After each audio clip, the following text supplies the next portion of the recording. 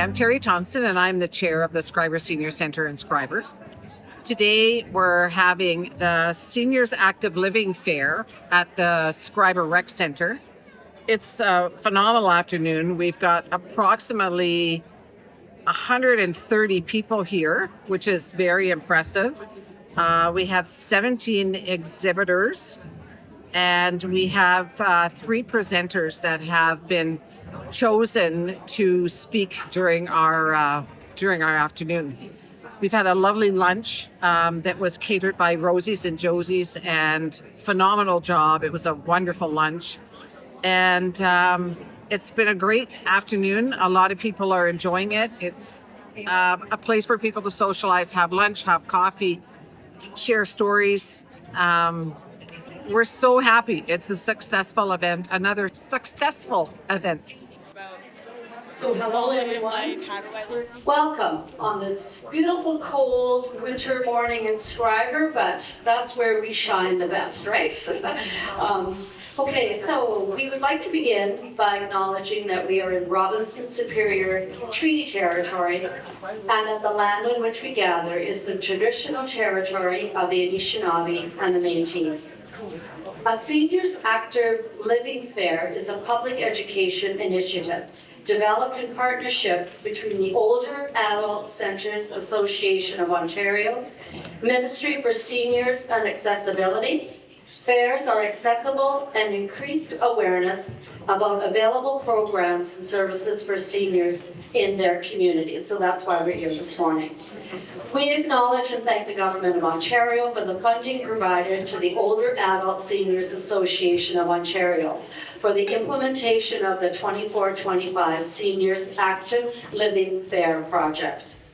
Welcome all. My name is Brenda Osmondson. For those of you who do not know me, I'm standing in this morning for our beloved leader, Kathy Carlino. But I'm pleased to be your facilitator for this fair. The Scriber Senior Centre opened its doors in 2019. We ended the year with 130 members. We were all very happy and felt a great sense of accomplishment. After 6 short years, I'm very happy to say that we are already at 486 members. That is amazing. That's amazing. That's all the support we're getting from all of you, and we really appreciate that. We were all very happy and felt a great sense of accomplishment. This has only been possible with the support of the Township of Scriber's Mayor, Council and staff, and the Ministry for Seniors and Accessibility with funding for the Senior Active Living Centre. Along with the support of the Township, another secret of our success has been an amazing Scriber Senior Centre committee. So, our committee is made up of the following people. Terry Thompson. Hello, Terry. She is chair. Beside her is Edith Howard, vice chair. And then we have the rest of us tag-alongs here. Kathy Coyle, who's not here with us this morning because she's feeling unwell. Ted Jordan.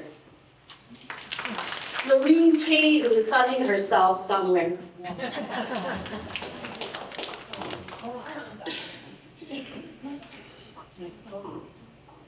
Lorene Kay. Roseanne Pellegrino. Where's Roseanne? Oh, there you are. Hi, Roseanne. And myself, Brenda Osmondson. And Kathy Carlino. Kathy Carlino is our program coordinator. We also have a representative from our township with our councillor, Dan McGrath. He's there every step of the way with us, along with his wife. You know, she comes to help too. And also Tammy Ivey, but I believe Tammy wasn't able to come this morning, who is the Director of Operations. So, moving on in our agenda here. At this time, we would like to air a message from the Honourable Patty Hajdu, Member of Parliament for Thunder Bay, Superior North, Ontario Minister of Indigenous Services, and Minister responsible for the Federal Economic Development Agency for Northern Ontario. So please sit back and we'll enjoy a few words from Patty. Well, hello, seniors of Scriber. Congratulations on your second annual Active Living Fair. A special thank you to Kathy, who I know isn't there personally this year, but has worked so hard on ensuring seniors of Scriber are active, are productive, and can continue to offer their incredible talents to Scriber. You are a very important part of community life, and I hope that your day is full of joy and laughter and surprises.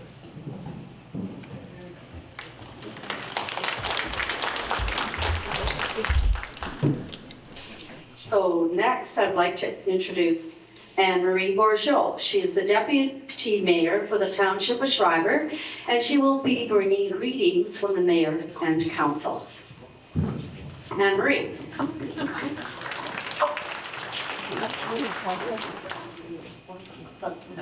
Good morning. Good morning. Mayor Kevin Mullen sends his regrets and has asked me to speak on his behalf. So, to all of our exhibitors, visitors, residents, and our volunteers, we are thrilled to have you join us today and excited to share in this second annual Scriber Senior Active Living Fair. Located on the shores of Lake Superior, surrounded by rugged hills, natural beauty, steeped in our own unique history, and in good weather and bad, it is my pleasure to say, welcome to Scriber. It's a place we're all proud to call home. The mission of the Mayor and Council is to respond to our community's needs and provide services with pride and respect. Our vision is to promote and enhance the unique Scriber experience by building on our social and lifestyle capacity in this community, as well as to improve conditions through expanding programs and facilities for all age groups. Today's fair is an excellent example of that.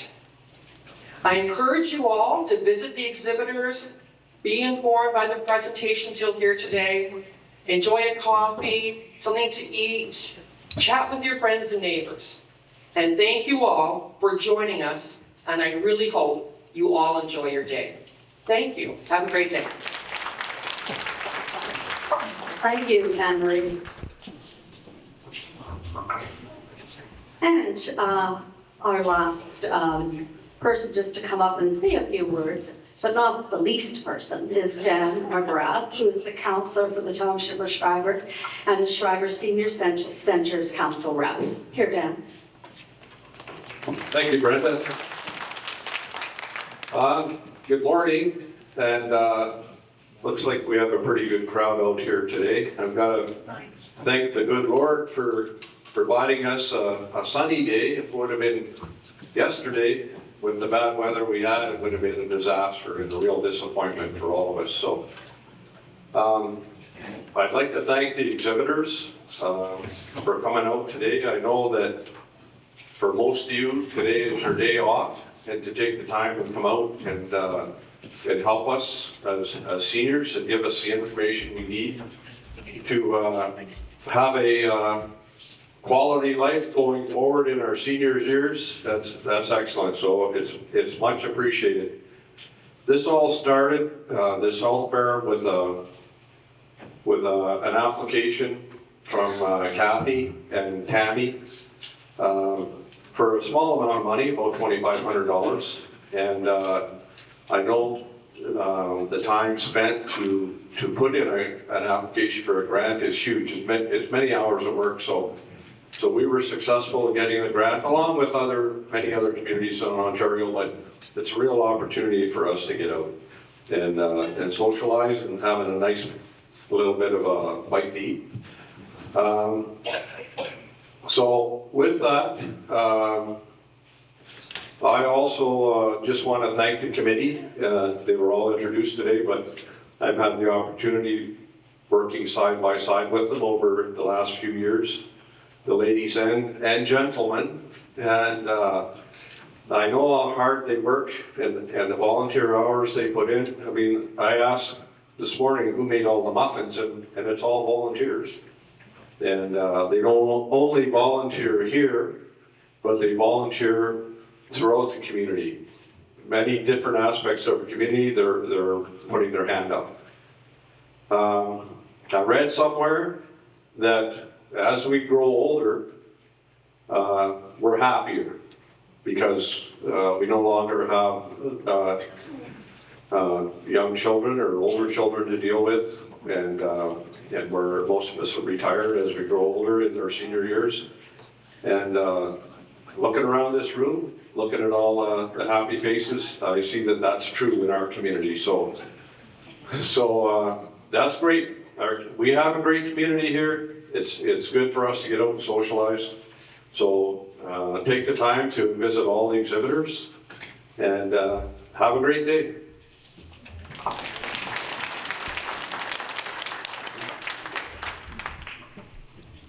Thank you, Dan. Well said. Happiness, socialization, really, really important for all of us. Okay, our first presenter today is our VON Falls Prevention Supervisor. He will provide you with proven strategies to prevent falls and reduce the consequences of falling. Francis Puhalski is a registered kinesiologist, a clinical exercise physiologist, and has been a member of provincial and national committees on exercise and health. He has worked in industrial workplaces, multidiscipline clinics, and in other jurisdictions where kinesiologists are part of the healthcare system. He brings a wealth of experience and is happy to share this important information with all of us. Please give us a warm welcome for Francis.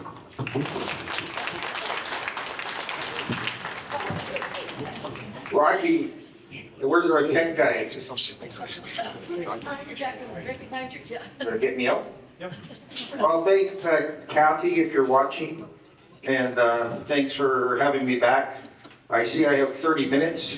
I don't think I can do it 30 minutes. So when the blood pressure clinic starts at 11:30, just get up and go. I won't have anything important to say after that. So, thanks for the introduction. That was great. Yeah, so the Victorian Order of Nurses has been running the Falls Prevention Exercise and Education Program in Ontario for 30 years. As you noted in the introduction, I worked in lots of different places, so I only started doing this about 3 years ago when they restarted after COVID. So it was an anniversary this year, and in Ontario, about 26,000 people participate in the exercise programs. About 1,657 locations. And I can't remember the rest of the statistics, but it's a whole bunch. And it's been going on for a long time. It's been a challenge here to reboot, so to speak, because as you know, with COVID, we lost all our instructors, we lost all our locations. So we're still in that building mode. And Kathy has been a big part of that. She's one that was involved before and one of the first ones to volunteer to get back at it. So rather than just do this sort of a session, which I do regularly at locations, people involved with our program and other areas where seniors are, she thought this might be a good time to share some of this with you folks. I'll zip through some of these slides, and if you have a question along the way, just put your hand up or speak up. What we're going to provide you with is our latest up-to-date information about preventing falls and the consequences of falls. And one of your questions is going to be, well, does this really work? And the answer is yes. And we'll show you some of that information shortly. So I noticed in the room we have seniors, just like me. Anybody a senior in here? Put your hand up. Anybody not a senior? 2. There you go. So that's our target group. And actually in the mandate it says, you have to be a certain age. We don't do that. If somebody wants to come and do our exercise classes, we'd let them in. And we have all kinds across Northern Ontario. I stole this slogan from Alberta. I worked in Alberta a few years ago, I think that was mentioned, working with multidiscipline teams, and anybody in Alberta who has a chronic disease, which is about 65% of everybody over 55, can be referred to the program, as long as they're stable. So if you've had a heart attack, if you're diabetic, if you had cancer, as long as you're stable, you can be referred. We do an assessment, put them through 10 weeks of exercise. They also have done some really good stuff through their safety association, and this is the logo I stole: move, improve, and remove. And that's the stuff that we can have some control over.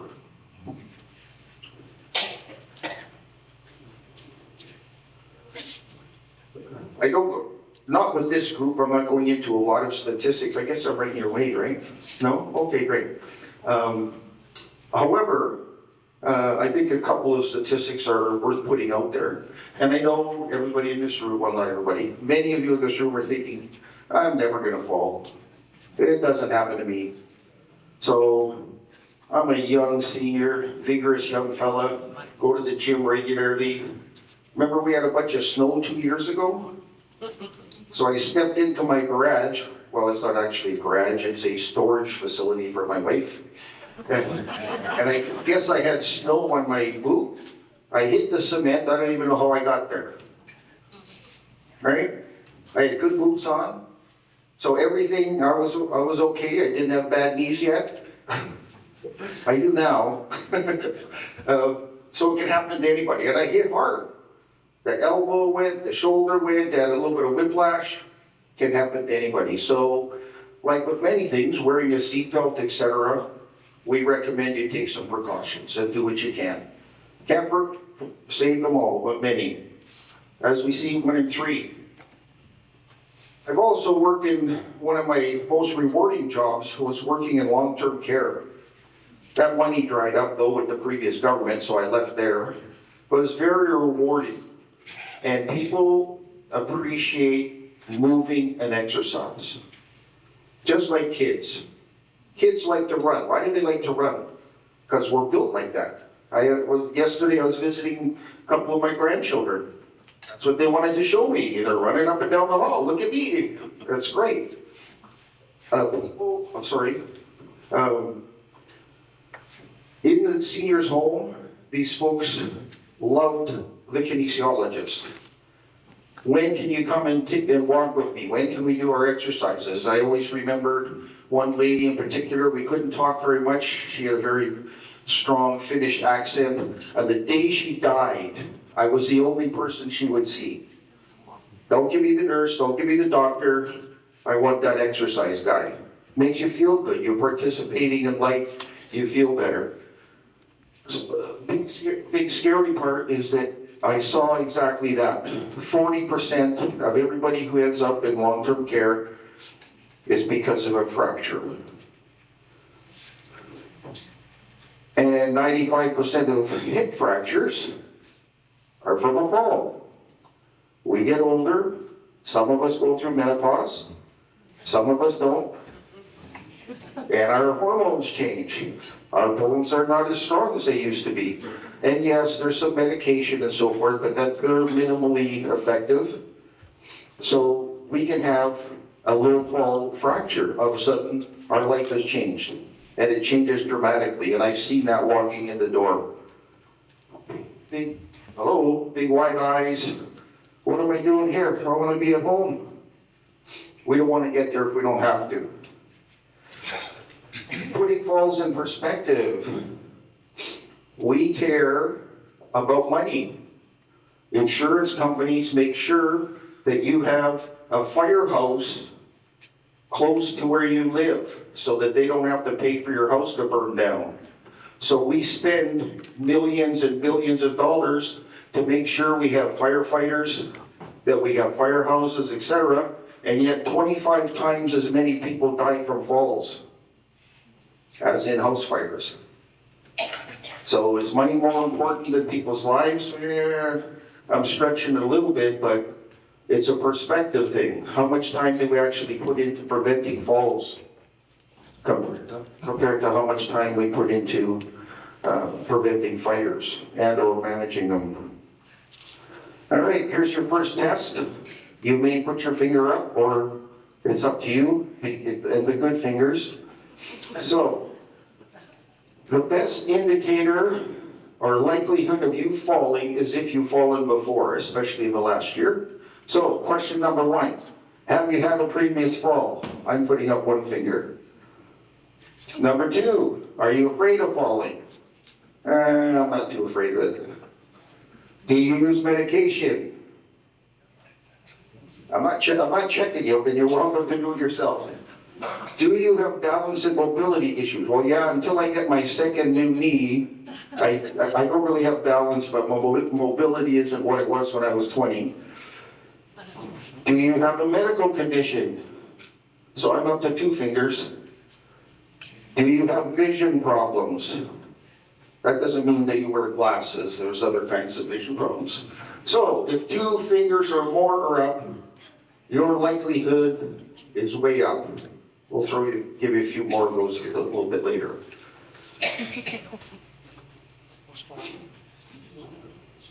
Something else that gets overlooked is a near fall needs to be counted as a fall. One of the things I highly recommend is that you keep track of near falls and falls. Not like you have to write it down, but you make sure, tell your partner, tell your healthcare provider, tell your friend if you had those. The reason being is you want to see if there's a trend happening. Okay? So a near fall, and I can demonstrate here. You gonna catch me? No. Jeez. So somebody's at the door, I get up, I lose my belt. Is that a fall? Keep track of it. Right? Because next time, there might not be a chair there. You go to get up on a bed in the morning, you get dizzy, you grab your dresser, keep track of it. If it happens once every 3 months, no big deal. But if it's happening 3 times a week, maybe it's time we saw the doc, checked all those medical things, took it a little more seriously for yourself. Internationally, the falls prevention community has put together what information we know about preventing falls, and that includes a second fall or a third fall. And these are the guys that get highlighted. And you'll notice that balance and leg strength are the biggest part of the puzzle. And there's a reason for that. And that's what we're here to talk about, because I'm not prescribing medication. So Dr. Manuel Montero Odessa from London, Ontario, another Canadian first, led the first ever world guidelines.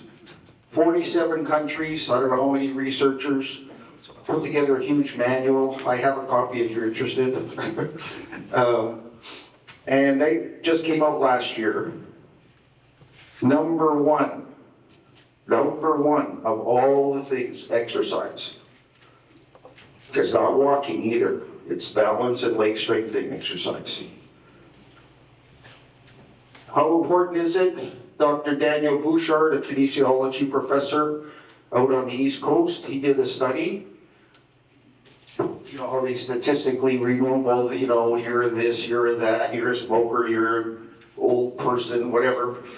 And he came up with exercise alone makes a difference of 51%. And there's another study which I didn't put up there. The seriousness of your fall injury is reduced by 66%. There isn't a medical procedure out there that's going to give you those kind of numbers. So, now we're going to break it down into risks. What risk zone am I in? Did I fall this past year? If I did, was it something really unusual, which I would claim my fall in the garage was? Because I don't want to be higher risk. Or was that something that was out of nowhere? I just got dizzy and fell. Medium risk. You've had a fall in the past year and mobility issue or balance issues. High risk if you had 2 falls and or a serious injury. We have a couple of guidelines for you depending on where you fit. So think about that. Are you low risk, medium risk, or high risk? Also interesting from one of our other kinesiology profs, kind of a critical number was a person's ability to walk at pace. And it seemed that about 1.2 miles per hour. What's that in kilometers per hour? Come on, Dad. So they studied a bunch of folks and they followed them and who fell and who didn't, and they did a bunch of testing and found that that's a critical factor. So if you find yourself slowing down, is it because it's to be safe, it's slippery out there, or do I need to be doing something about it? All right, here's a test for everybody. Oh, I'm not climbing up there. All right, so everybody's gonna stand up if you can. Oh, it's on the other side? Stand next to your chair so you can grab the chair.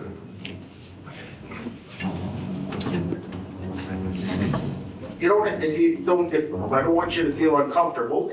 So if you need, you said, all right, so now we're gonna put a timer on and you're gonna look at your age. We won't ask anybody. And see if you can make it. So we have to go all the way to 45 seconds, right? So if you have to touch for safety, you do that, but the test is done without hanging on anything. Everybody ready? On your mark. Get set. Go. And I'll call out every 10 seconds for you. If your foot touches, your test is over. That's 5 seconds. 10 seconds. Oh, people are starting to sit down. 15 seconds. 20 seconds. 25. 30. We're getting there. 35. 10 seconds to go for the youngest people. And 3, 2, 1. Great. Now, if you're hanging on to the chair, that's a false test. I saw some of you sneaking, and I can see from up here. So once again, just a little, do I need to be doing something? Is that Francis guy talking a bunch of baloney? Or maybe there's something to this. So remember we said, are you high risk, low risk, medium risk? What are the recommendations? If you're at low risk, do all that good stuff you hear from one of my associations, the Canadian Society of Exercise Physiology. They put out those physical activity guidelines, right? Get out regularly, walk a block a day, do some high intensity, do some strength training. If you're at medium risk, we have some sheets of paper over there called the home exercise program. Those are the kind of exercises you need to be doing. Leg strengthening and balancing exercises. Now, keep in mind, exercise is medicine. If you came to me as a kinesiologist and your doctor said, well, this person just finished their cancer treatment, we need to help them out, it's going to be a different exercise program. If somebody's going in for a cardiac bypass and we're doing prehabilitation, that too is going to be a different exercise program. So this is specifically for falls prevention. So, leg strengthening and balance exercises at medium. If you're at high risk, it's time to look at all of those factors you saw on that puzzle. All right? So this is where our docs and nurse practitioners and nurses all come in. We got to check out the stuff we can check out. Maybe my medication needs adjusting. Maybe my eyes are giving me trouble. Am I losing my hearing? All of these things can impact you. So you get your full checkup, get as much done from other people as you can, and then move on and taking care of yourself.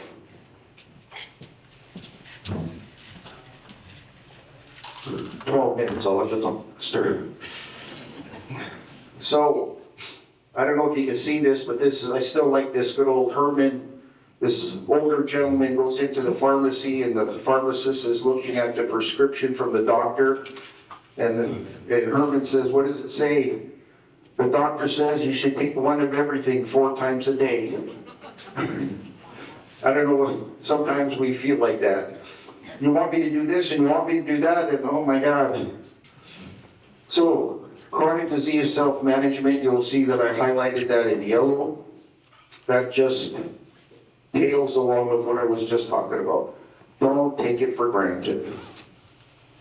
Oh, I got that problem and it's under control. Sure, well, if it needs a follow-up, do a follow-up. Things change. We get older, we have less fluid in our body, medications affect us differently. Our tolerance to medication changes. So I'm not suggesting that you're visiting your doctor all the time, but stay on top of any chronic diseases you have. And in this room, most of us have at least one, according to statistic.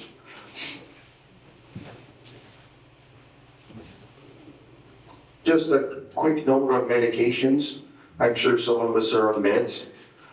So if you're on blood pressure medication or anti-inflammatory medications, the kinds of issues are dizziness, low blood pressure, sleepiness. Oh, that must be my problem, I need a nap. If you're on water pills, super effective for high blood pressure and a few other conditions. Or diabetes medication, that includes all your GLP-1 or GLP-1s, your metformins and so forth.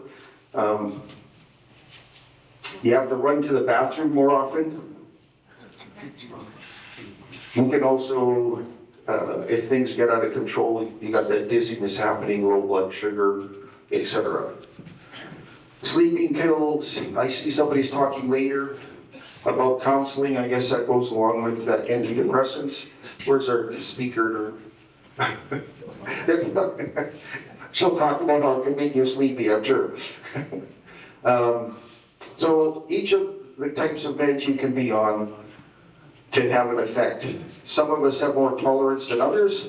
Personally, if I take a Tylenol, I want a nap in 40 minutes. Most people say that's crazy, but that's the way it works on me. So we're all a little different. If you're taking more than 5 meds, you better be doing our exercises. Stats are stats, and we all say that it doesn't apply to me, but obviously it applies to 75%. Alcohol. Oh, I remember turning 16, you went down to the corner store, you bought a pack of smokes, because you had to be 16. And then some years later, they started saying, smoking's no good for you. What? Wait a minute, that was a sign of success. You had a big pot belly, you sat at a desk, had a cigar, and at lunch you had a couple of drinks. Well, they changed those rules. Well, we're now there with alcohol. So finally, all of the scientific communities around the world have finally got their act together, and they're telling us, no, the antioxidants in red wine is not fixing your blood pressure problem. So enjoy a drink if you like to, but particularly as we get older, I talked about how medications affect us differently. We lose fluid, so we tend to be dehydrated. It affects us differently, so be aware of that. These are some of the guidelines that they threw out now. I'm still waiting now, though, with Doug Ford as our premier. It just seems we're pushing more and more liquor. So I don't think he's got the message yet. If you remember when the smoking thing became a problem, right? Oh, they couldn't advertise on billboards anymore. They couldn't have cigarette companies used to support our baseball team. Oh, you can't do that anymore. I haven't heard any of that yet about alcohol, but anyway, so be aware of that. If you're gonna drink, be aware of where you are. Am I at home and I'm on the couch? Great. If you're gonna have to walk out in the storm and the icy snow, be aware of that as well. And yes, I saw that in the old folks home too. Picking up a 280-pound guy because he had a couple of drinks and Frailty. So frailty is actually a medical diagnosis. It's basically functionally related. By that I mean, it's a diagnosis according to what you can and cannot do. So it's not like taking a blood test and saying, oh, you have high cholesterol. The emergency department sees way too much of this. We've had some discussions about what we can do about it, but we haven't managed to get any funding. So we find that people, particularly if they don't get out much and they're getting frail, have more of these fall problems, their chronic diseases get out of control and so forth. Exercise reverses the frailty picture. Yes, it's been studied. Yes, we've all done it on the front lines. So if you know somebody or you are somebody whose functioning level is sliding, geez, I used to be able to do this, I can't do that anymore. Consider getting some exercise. There's lots of ways to do it. You can always call me and we'll figure out a way. Because if our function level drops, our health level follows.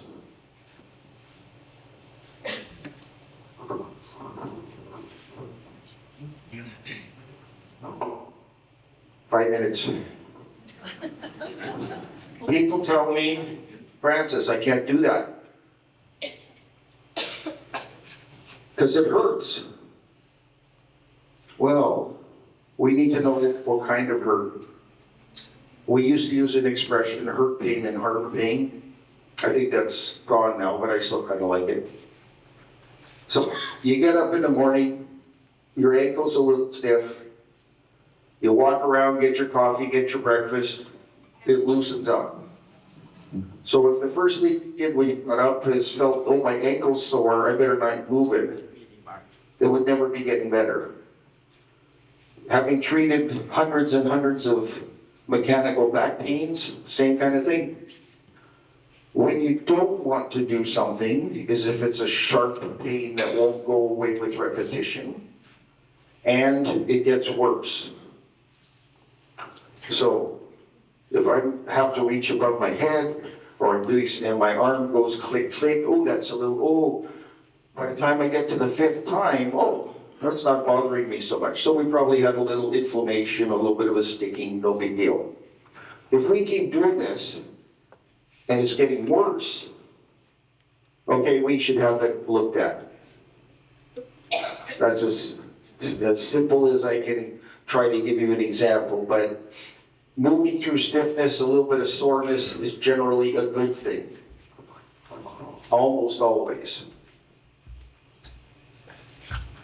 And even those of us who are my age remember how medicine used to be. You had a broken leg, they put you in a cast, you didn't move for so many weeks, right? And now you break your leg, they put you in a cast, send you home and tell you to walk around the block.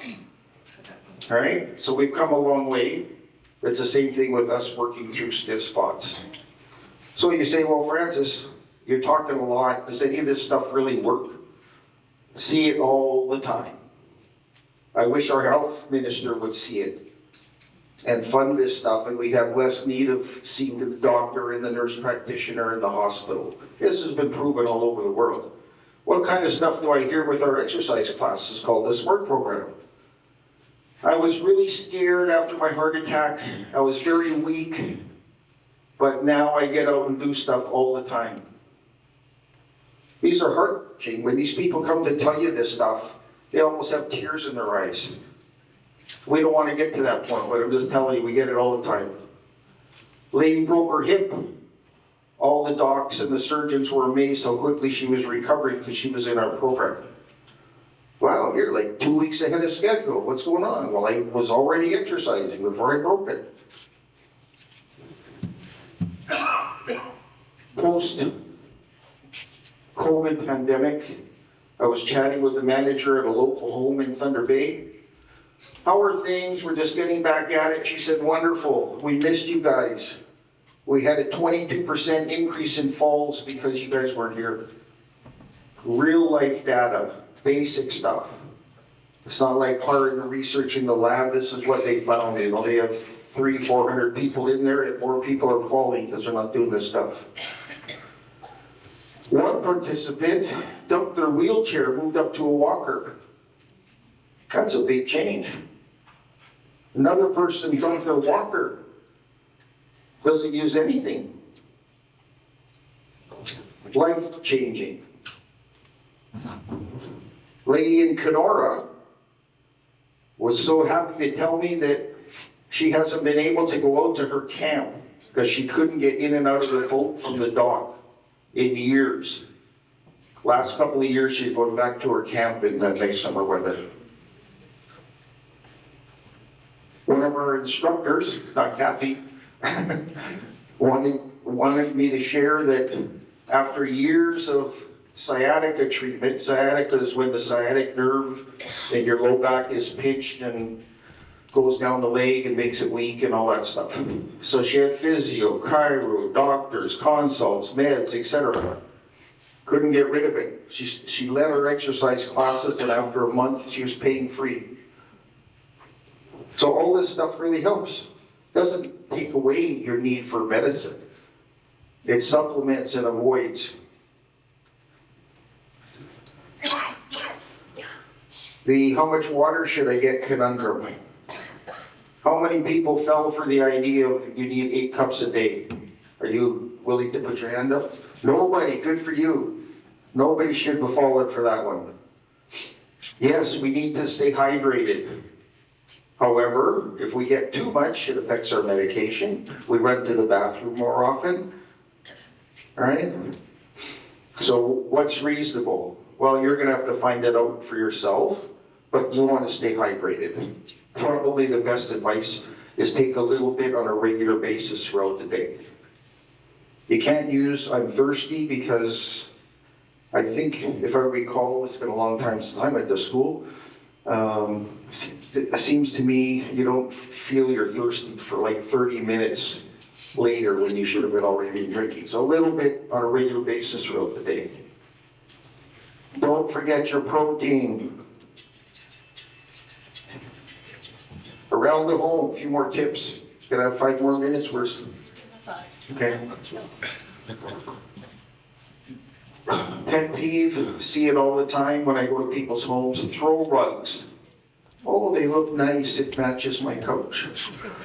Number 1 trip factor outside of the bathroom.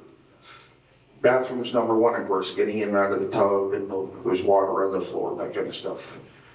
Keep your pathways clear. We in the north understand that more than most, especially after days just like yesterday.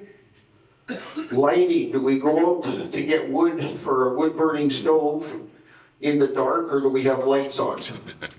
Motion censored lights are a great idea. Most people have a cell phone, always keep it with you in case you need help. In the past, that wasn't an option. Grab bars. Do you need a grab bar? Something to hang on to getting in and out of your tub, even next to your toilet if you have trouble getting up and down. Do you need a raised seat for your toilet? Lots of tips out there. I have some books over there with some more tips. We're not going to go through them all now because she only gave me 5 minutes. All right. Somebody yell out a problem we see in the picture on the left. Louder. Mat. Walker's in the way. No bath mat. Magazine to slip on. Yeah, we caught that one. No grab bar.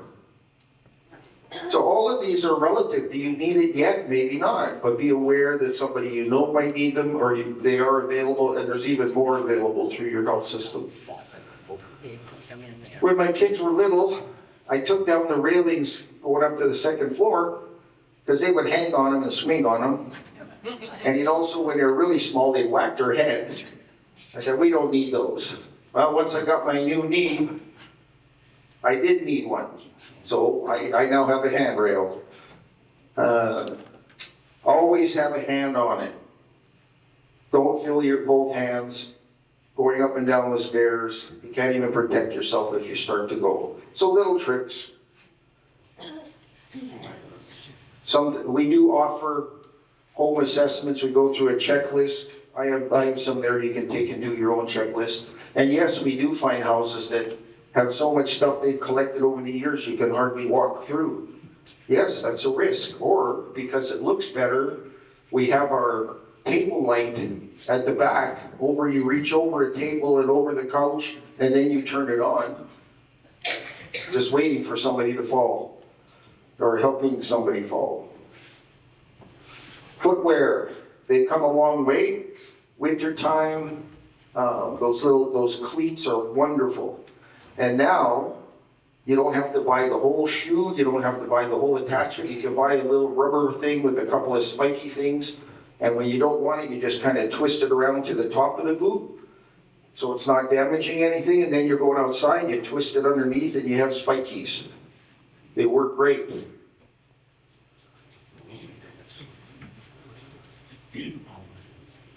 People always ask, what's a good shoe? If we're talking about falls prevention, it's not a running shoe. Running shoes are designed to give you cushion because of your heel strikes as you're jogging or running.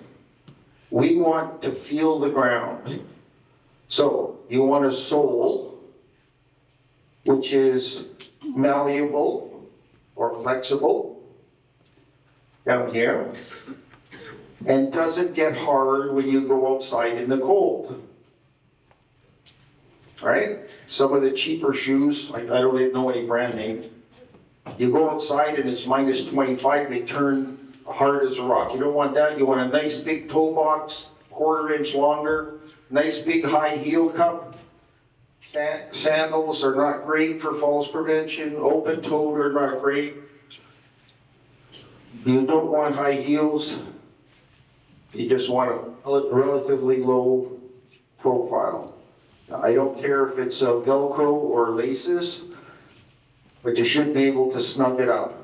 So any of those floppy things, gone.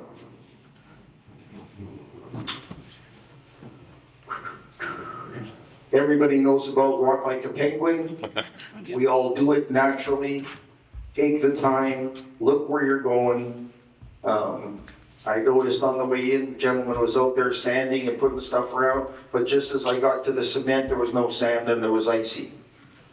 So you gotta pay attention, even though all the rest of it was great. There was sand everywhere. Oh, there's a spot. If I happen to step, nice big step, I'm gonna go. If you're gonna fall, unlike my case when I didn't get a chance to do anything, but my mother, the rest of her soul, when she fell, she was getting dizzy and she knew better, having been a nurse. She slid to the ground instead of letting herself go. So no basic damage. If you get a chance to do that, if you're gonna fall, try to avoid that hip. When you hit the ground, take a minute, unless you're on a highway, take a minute. What just happened? It's no different than if you watched the Raptors last night.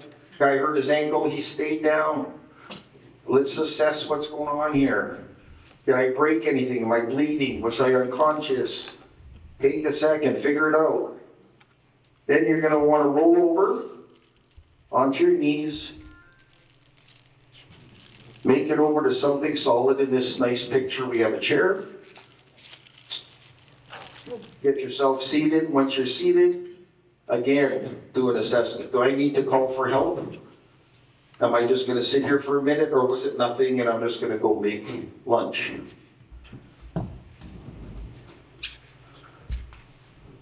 So, move, number one, improve your health and remove your hazards.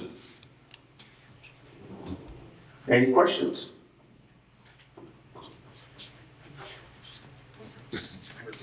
Come on, after all that, not a question. Oh, thanks, William. I'll buy you a beer. All right, thank you very much. And we have a little draw over there and some sticky notes and stuff you might want to pick up before the day's over. Thank you, Francis, from the Scriber Senior Living Active Center. A small token of our appreciation for your coming down.